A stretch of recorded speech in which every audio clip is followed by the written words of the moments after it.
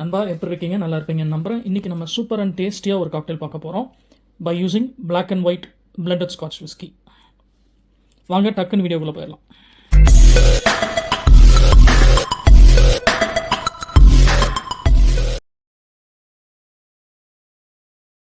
நண்பா, இந்த cocktail very simple.